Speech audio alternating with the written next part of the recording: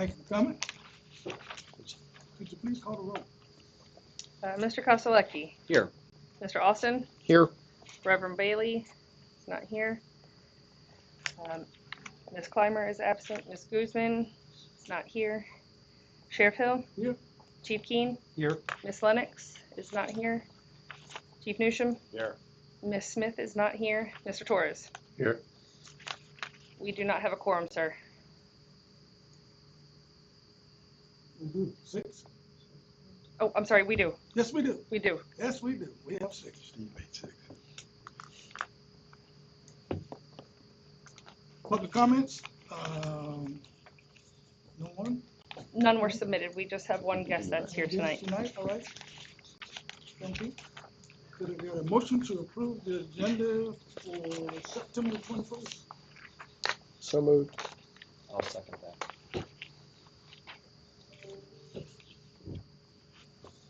Second. All in favor? Aye. All right. Need a motion to approve the minutes of the regular meeting that we held on July the 20th, 2022. Need a motion? Make a motion to approve the minutes. All right. Second. All right. Any questions? All in favor? Aye. Thank you. Thank you. Superintendent? Good evening, everybody, and thanks for coming. You can go over to page 11.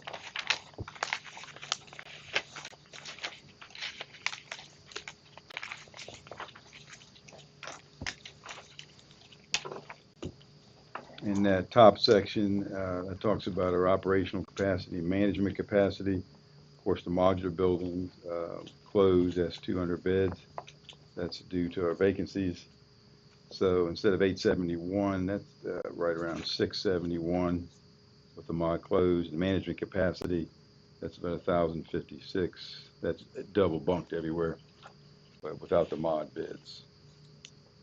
Next column, first 2 months of this FY year, ADP is 444. And the next section, for the last 12 months, we've averaged 479. Transfers to the state system, 11 in July, 10 in August, are out of compliance for the Department of Corrections, which is a 3-year sentence. And convicted of a felon. Today we have 2, which I haven't seen that number. You may have seen it when you were superintendent. Long time ago. Commits July 669 and August 616. Releases in July 677 and 589 in August. And process only by ADC staff, not committed to the jail, 68 in July and 69 in August. On page 12, the complex average daily population was 445 for the month of July. And on page 13, average daily population for the complex is 442. Page 14, the historical system. We've seen this many a times, all the way back to 1983. One area you can look at over on FY 2019, you can see 996. That's about when COVID started hitting. You see those numbers going down, and all the way to 444 at 2023. So you can see that. Most of the jails south of here have recovered to their original number, but we haven't hit those high numbers yet.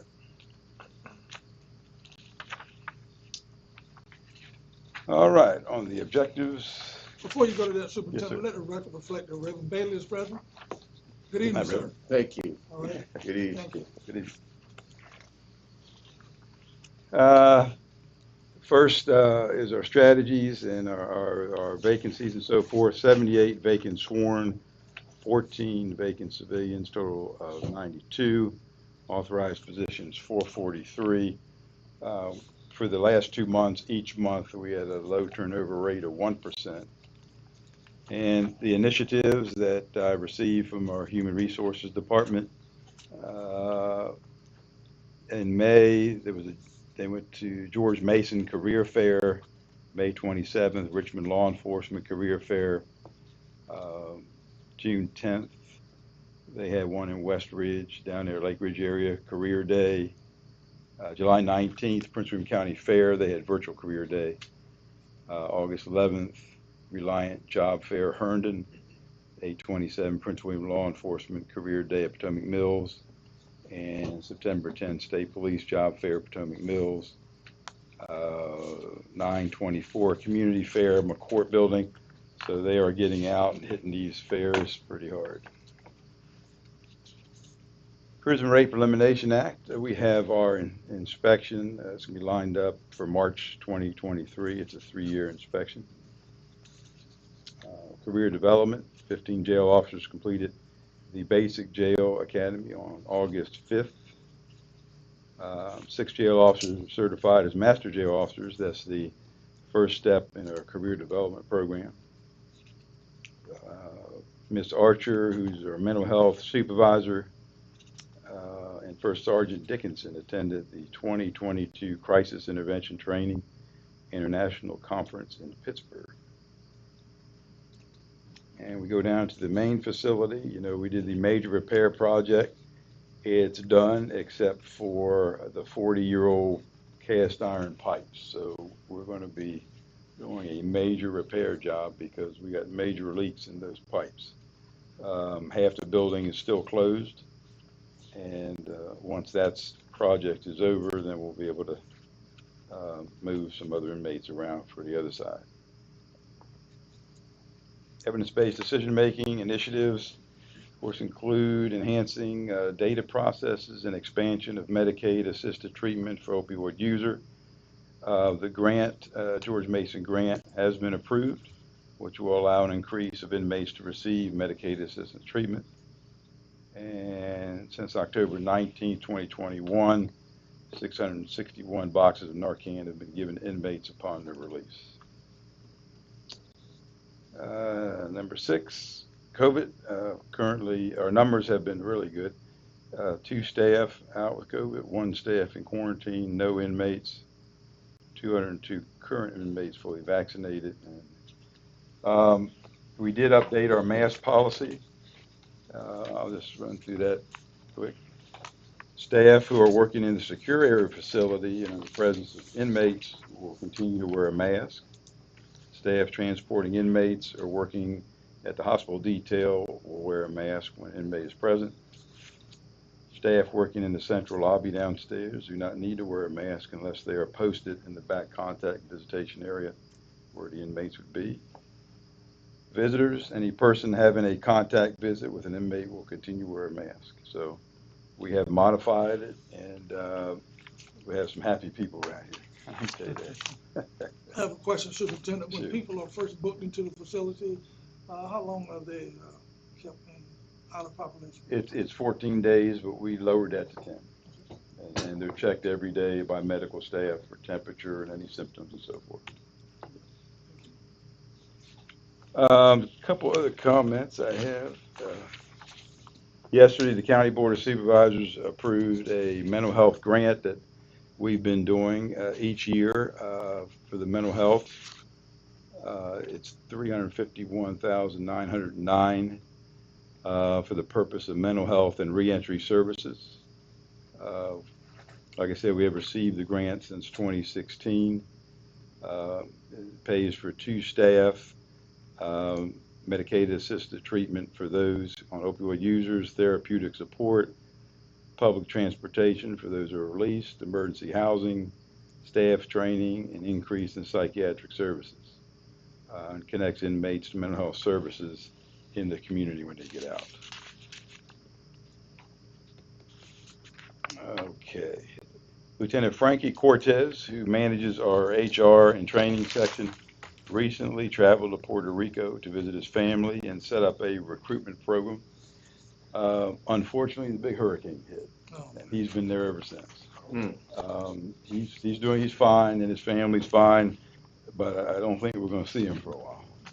He's going to help out his family. Good guy, but we're going to try to, try to get some people from Puerto Rico to want to come over here and work in the jail. Maybe we'll take care of some of our vacancies.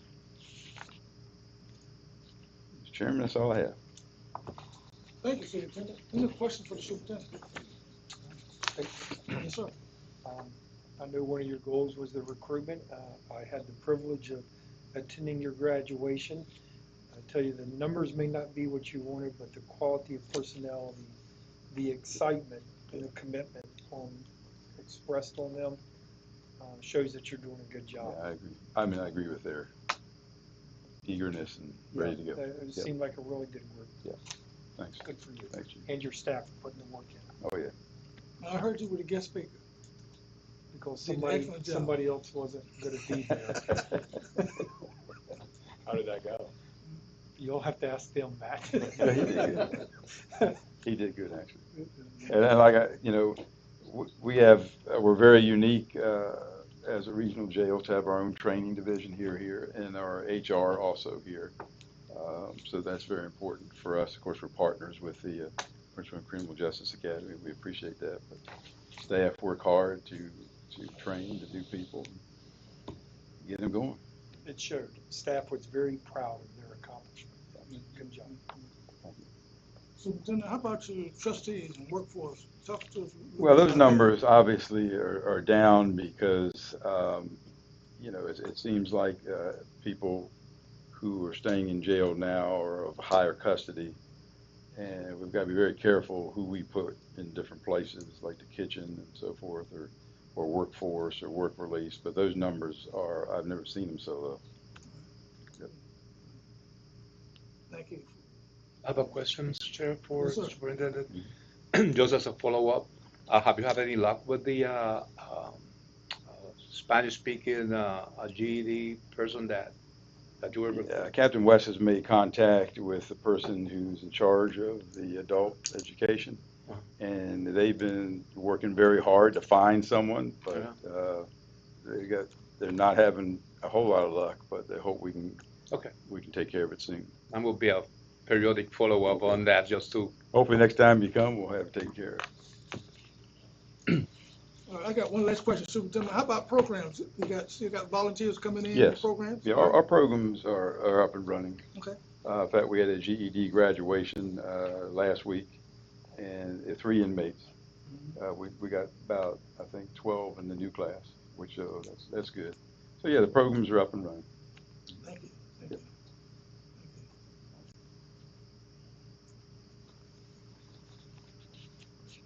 All right, any other questions for the superintendent? Any comments from your program you want to talk about? Well, we're busy. Yes, sir. Yeah, lots of people getting out Good job, right? on pretrial, yes. And working closely with the ADC on the EBDM initiatives. And we're very excited about the MAT being introduced in the jail because it's not only will people who are already on the medication-assisted treatment will have, it looks like they're going to, through this grant, that they're going to be able to induce the medication, which is really, really a significant accomplishment. So. And we're working in pretrial to also implement a new risk assessment. I think we talked about that a little bit last time, and we've been doing some work with that, and a stakeholder group meeting for that. And that will be probably mid-spring, late spring next year before that actually happens. But we're working on setting the stage for that. All right. Thank you, sir. Mhm. Thank you. Budget update. Yes, sir. On the letter here, your handout, we're obviously very, very early in the year, so not a lot has been posted against the account, but our account balance seems to have stabilized around just under 2.5 million for the commissary account, which I think is very healthy at this time. And we hope to get some of the things that have been delayed due to COVID, some of those projects moving. The inmate account is just over, the trust account is just over about 100,000 for both July and August. The federal billing remains extremely low every month. We just bill for just a few days each month, so we'll be well below budget for that. As the Colonel mentioned, we are working with the maintenance projects for the cast iron piping, also some shower replacement. Those are big projects, and we're working with purchasing on the best way to proceed and to get those projects moving. The county has taken 10 positions, transferred them to other agencies, and those positions, so that reduces our FTE count, but we work with the county executive on that. And we are, of course, working with the county, as is everyone else, on the FY24 budget. On the next page, on the revenue status, again, very early in the year, but we anticipate being short revenue again, based on our inmate count being low, those revenues are down, and our vacancies, that reduces, or may reduce our comp board, we're not sure at this point. Our Manassas participation is up, and right now the average is 13.3%. We're budgeted at 11. So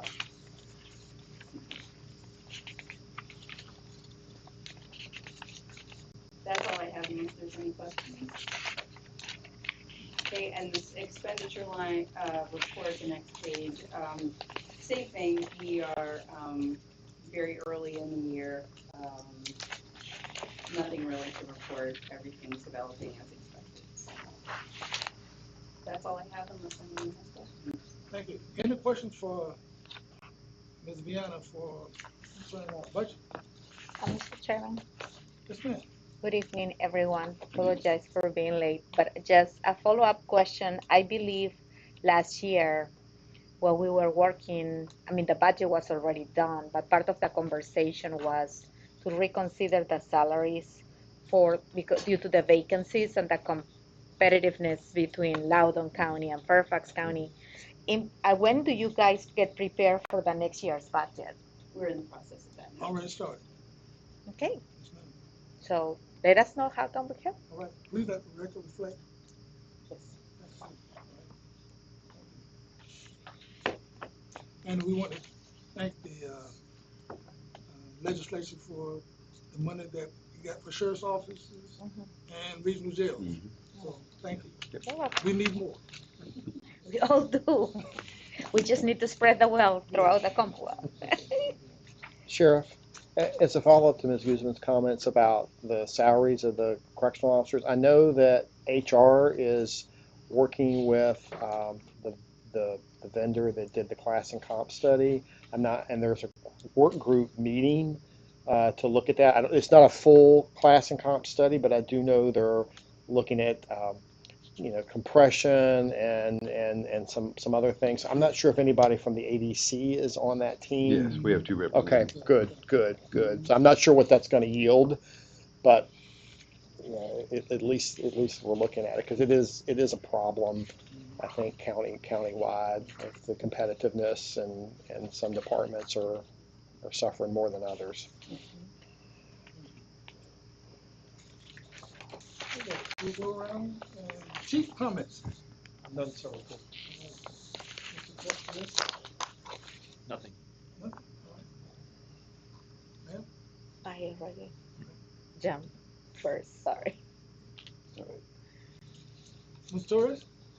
I just want to invite everybody to participate in any activity of the Hispanic Heritage Month. Okay. We celebrate from September 15th to October 15th. The Organization of Latino Employees of Prince William County are holding a number of activities. Most of them are digital. But there is a Taco Tuesday at McCourt, where a Cactus Cantina restaurant food truck will be there at every Tuesday from now through October to serve tacos to anybody that wants actually to participate on that. So if you have access to the intranet of the county, for example, you will see or Facebook for the county, you will see a lot of activities. And I encourage everybody to celebrate the achievements of Hispanics that is celebrated every year. Yeah, this week we've had celebrated Hispanic Week, and our kitchen did a wonderful job preparing the meals for everyone here who's on daytime and midnights also. So it's been a big turnout. Great. Thank you They very do a much. great job down there. That was my comment. Thank you, sir. Good. No comments, Mr. Chairman. Thank you very much. Anything else, sir? No comments. All right. Chief? Just on this Saturday, upcoming Saturday, the 24th, from noon to 4, we're going to have a community day, Prince William County Community Day at McCourt in the plaza.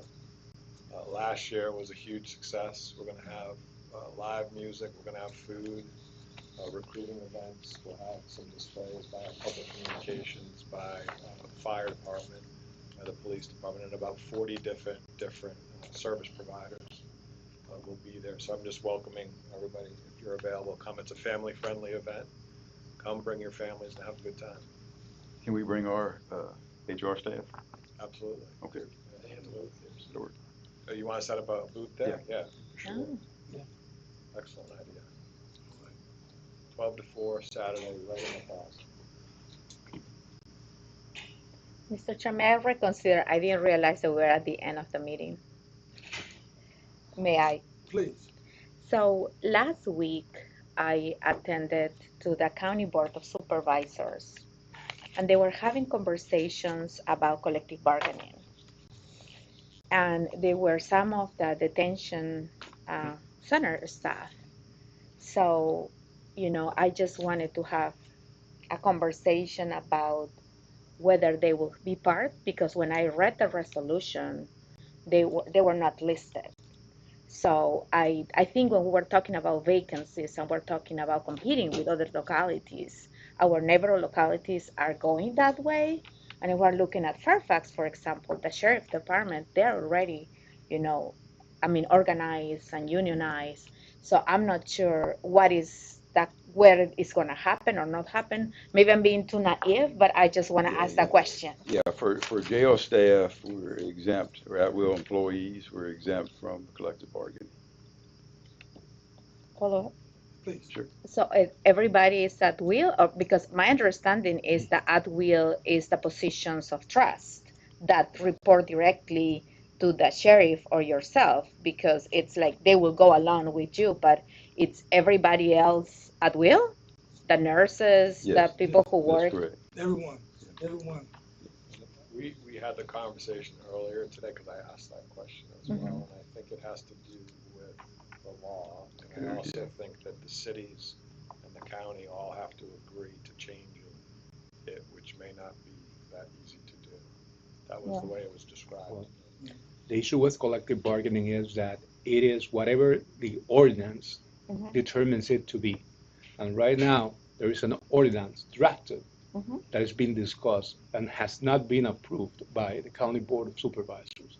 So as of today, there's many employees that are exempt and others are not.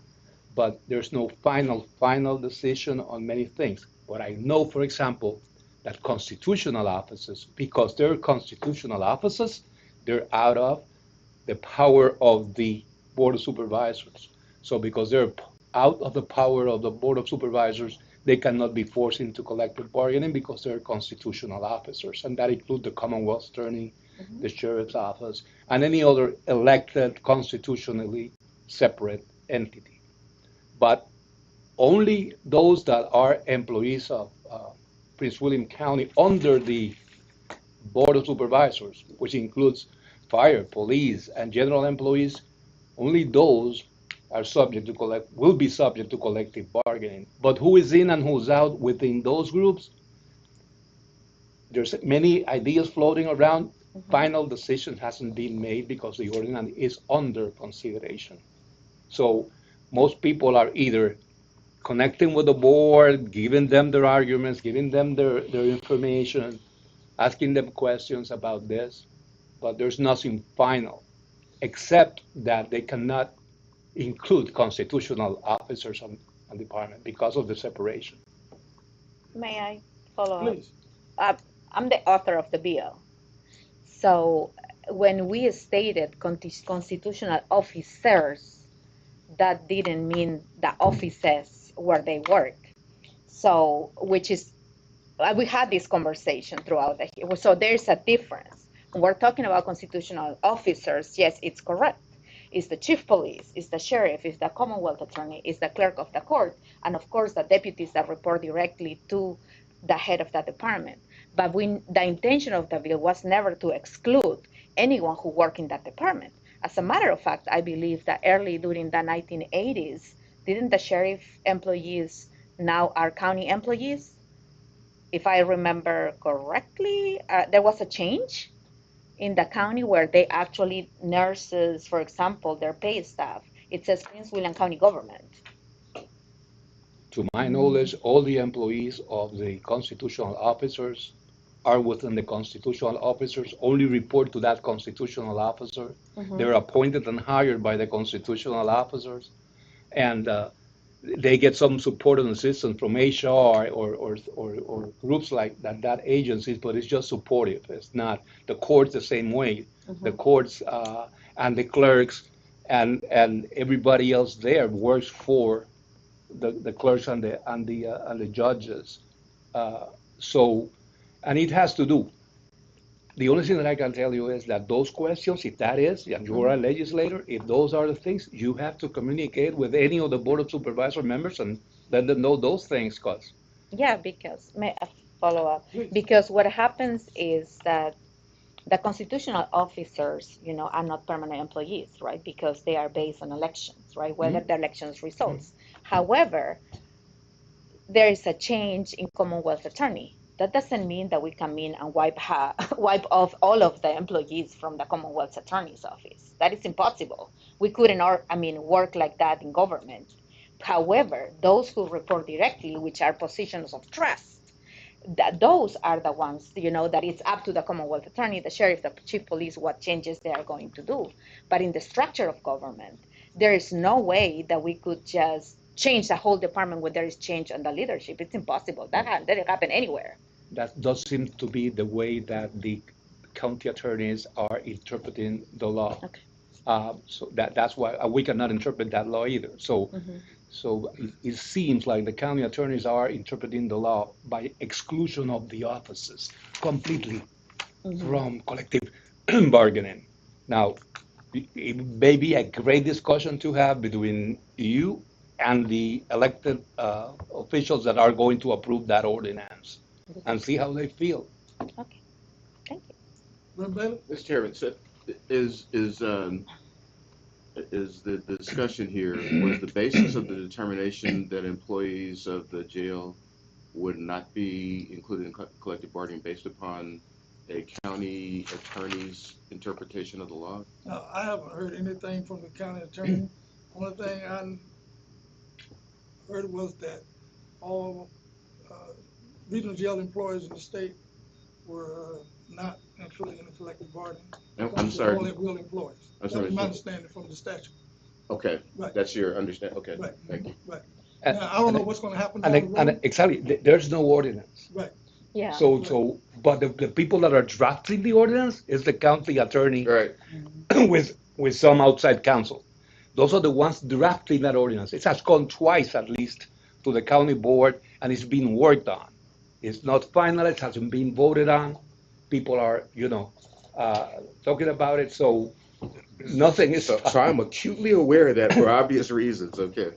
And the only reason it's because I was sitting through the hearing and I heard, the discussion and conversations. And from what I understand, it's not the county attorney directly working through the ordinance. I believe that they hire a consultant attorney. They're working together. The that will get outside together. counsel, that's what I call outside counsel plus the county attorney. Yeah. They're working on that because they have the expertise, the outside counsel.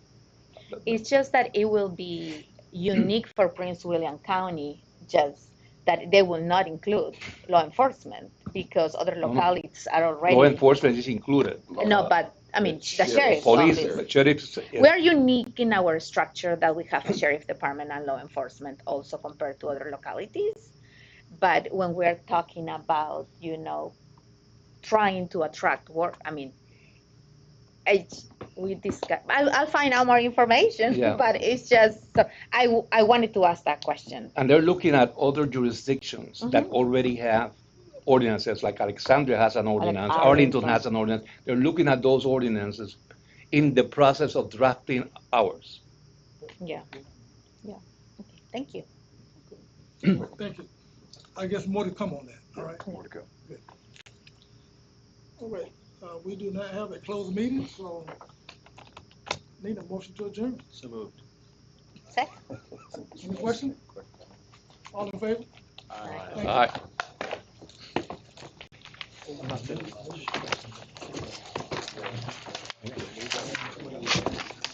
100%